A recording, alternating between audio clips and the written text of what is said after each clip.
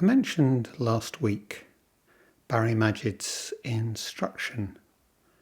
meditation instruction about the mirror, along with his classic, "You can't do it wrong," is, well, you can't do it wrong. It's like looking in the mirror. Your face just appears. And then the question becomes, of course, whose face? Whose face do I see in the mirror? It's both me and not me. It's me sort of as other people see me. Sort of looking at me from the outside in. So it's to both recognise myself clearly as me and misrecognise myself as this image that I see in the mirror.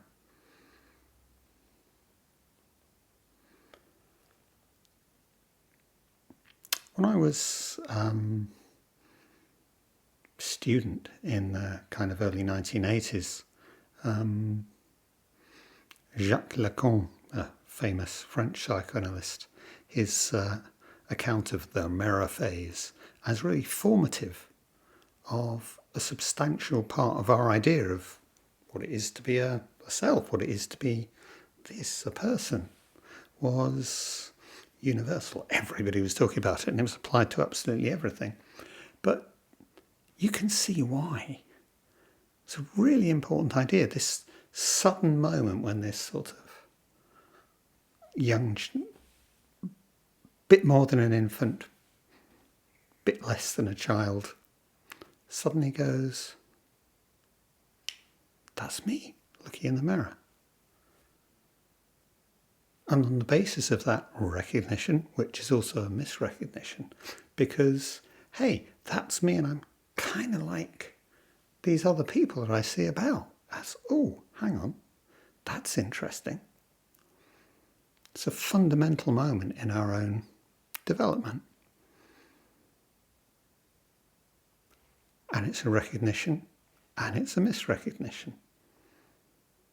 But what it does stress is our non-separation from others, that how much of my idea of what it is to be this is based on seeing that, whether that is the image in the mirror or that is my mother, my father, another child, whoever. You can't separate out from the me from the you-me in that sense, our relationship. Now, as Barry says, the basic thing is we sit in Zazen and just like looking in the mirror, my face suddenly appears. As he so rightly points out, what do we do as soon as we see our face in the mirror? What do we do as soon as we sit down in Zazen? We start to analyse, we start to criticise, we start to go, oh, not sure about that, or, oh, how wonderful, or, I finally got it right, or more usually, no good, despair.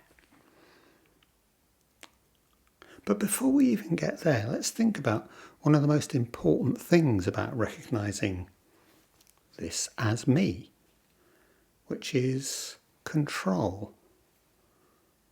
What lets me know that that's me in the mirror rather than somebody else? Obviously control. I blink and the mirror blinks. I smile and the mirror smiles. I wave my hand and the mirror waves back at me. It is me because I've got control, because I'm in control. Well, again, in everything we do and everything we talk about, this fundamental notion of control keeps coming up and coming up and coming up, because basically what we're trying to do as human beings is control the world within which we are impermanent, fragile, vulnerable beings who are going to die. And to cope with that, we try and exercise control. And from this very earliest recognition, control is an important aspect of being me. And that's where the problem with the mirror comes, because obviously some things I'm in really good control of. I smile. I wink. But there's obviously so much that I can't change, or, well, maybe these days I get myself injected with Botox, or I have plastic surgery, or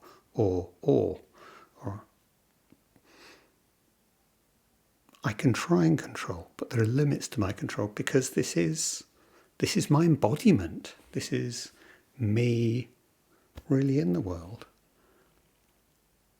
which again I get to see mainly through the mediation, the misrecognition of an image. But why, or rather, what direction am I trying to control in? Well, fairly obviously, it's usually some kind of ideal. And ideals, as we say in psychology and philosophy, are normative, as in, as soon as you've set up an ideal, you feel obliged to follow it. Or you feel obliged to fail because you can't follow it. The ideal is that command, that imperative, that, this is how it's done right, everything else is wrong. And so naturally, control, or show me constantly my failure to conform.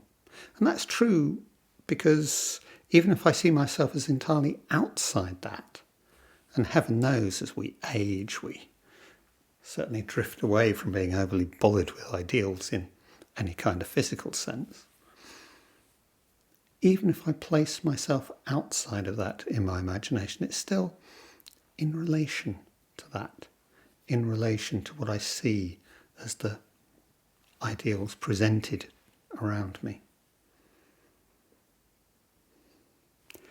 And what all this is really doing is, want of a better way of putting it, amping up the misrecognition, the fantasy engagement with this idea of this being who I misunderstand myself as being when I look in the mirror. And Barry says we use the mirror as a touch-up mirror. We use our zazen to try and touch up in a different way. And yes, because we're always failing, we're always lacking, there's always not quite right. And as Joko says, the whole basis of our practices is awareness of the resistance between my life as I would like it to be, my life sometimes as I imagine it is, my image in the mirror, actually not my image in the mirror, my life as I would like it to be, and what I see, or what I imagine I see, because I'm not looking objectively, I'm looking from this point of view, from this understanding of the world, from these fantasies about myself, whatever they are, that I'm wonderful, that I'm dreadful, that, all the usual shtick. So I try and exercise my control where I can. And so I have this strange kind of self-relationship of fantasy, of failure,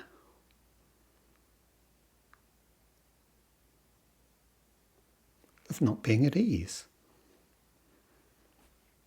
So what is the relationship of all of that which I see as, experience as, my body and this flesh?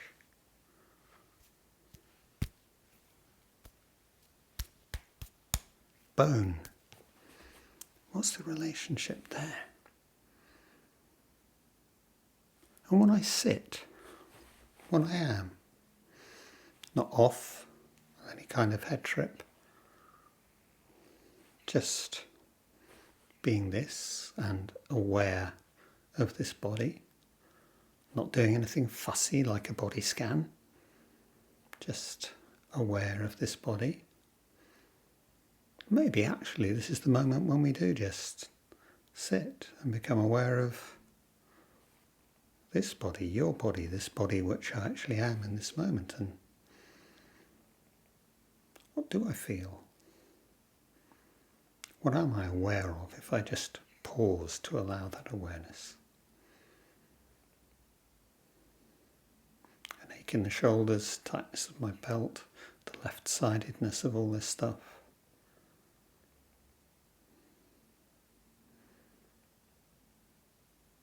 Curious kind of fizziness through my scalp. I mean, whatever. It's all there all the time, and if I care to pay attention to it. So I can just experience this. Kind of. Because at the same time, there's all kinds of subtle, what we could call body knowledge. Not in the sense of subject, predicate, object. Not in that sense, but just in the sense of body awareness. What do I mean by that? I mean, again, metaphor, language. We say these things, but we say these things for a reason. This reason is the embodiment of the body. The heart wants what it wants. I had a gut feeling about that. You make me sick. That guy made my skin creep. I wet myself laughing. I was shit scared. This is real. This is the body. This is... And again, this is me, and I can stand back and become aware of this is me, but it's the body, and it's body knowledge, it's body communication. So, is the body, this aspect of the body, is that the real me? Because we're always looking for the real me, the true self, whatever. Is that the real bit? Just as, if we're really into psychoanalysis, maybe the unconscious, maybe that's the truth, maybe that's the real truth of me. Well, really no to both. And one of the interesting things we can say there is we've explored Philip Bromberg's notion of self-states a bit. I'm one person in this context, and I really do seem to be quite a different person in this context. And that's partly to do with the people we're with, partly to do with relationships, and partly to do with where I'm at, and obviously partly to do with my past, partly. And it would be easy to think of these self-states as just purely head states, purely consciousness, something to do with that. But they are always embodied too. Those of us who are older will have to think back here. Those of us who are not so old, maybe this resonates at once. Going to visit your parents and the way that a word or a look or even opening a front door can place you in a self-state or a self-state related to a self-state that you were when you were 16 or 12 or 5. Okay, and that's not just a head thing, that'll be your posture and how you're holding yourself and the physical sensations that go along with that. These self-states are wholes. They're body-mind. And we move, as Brombo points out, without even realising it, fluidly from one to the other. sometimes with big gaps, sometimes coherence. And of course, one of the things which brings about those disjunctions, these major dissociations, is the kind of trauma that we've experienced developmentally. And again, the Bessel van der Kolk's wonderful book, The Body Keeps the Score, says it all in the title. The body holds, the body shows, if we care to allow it. But actually that can cause major disjunctions between different self states. That's not really where we want to go today, but just pointing out there's no the body any more than there's the mind or the self state. I am this fluid, dynamic, impermanent. That's the big, properly Buddhist word we keep coming back to. Impermanent. I am this play of awareness. Awareness of my resistance to this, my engagement with that, moment by moment by moment. And as we kind of finished up with talking about last week, this business of resistance and engagement is a dynamic. And it's no good knowing all the wonderful stuff which Barry says there. It's experiencing which is important. It's no good having ideas about. And Zen is very much about realising it's no good having ideas about. So why do I prattle on each week like this? Because we need to challenge. Because we all come with ideas. We all come with all of this baggage. Loads us down. Out of the experience of our own vulnerability, our own mortality, our own difficulties of this moment, living this very particular life that we all do. Received opinions, ideas, assumptions, things somebody told us, things we've read, stuff our parents said. And we bring all this to something which, at one level, is so simple. Just sitting, just being this flesh here, this body-mind, impermanent. And being this and being aware of this moment by moment by moment.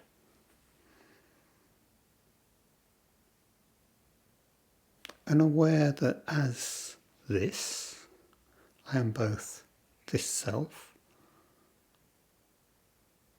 but not simply this self. I am also non-separate with everything else, which includes my past, all my different self states, the future as it slowly unfolds, and the whole world, the whole universe, not separate in here, this flesh, in this moment, just here, literally, just this.